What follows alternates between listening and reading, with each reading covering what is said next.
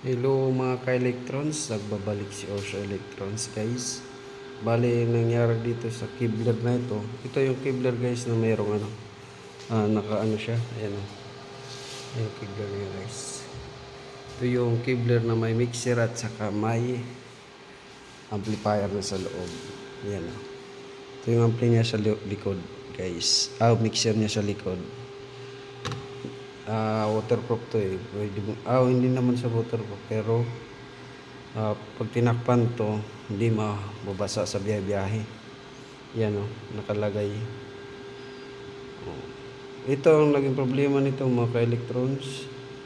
Ito yung ano niya, yung main amp niya nagkaroon ng problema kasi hindi siya nag-out yung kanyang speaker doon kasi pwede ito lagyan ng speaker. Tsaka isa pa naging problema yung IC na to natanggal. Ginawa natin ng paraan, magic yan yung IC na yan. So yan sa naging problema yung ito at saka yung IC na yun.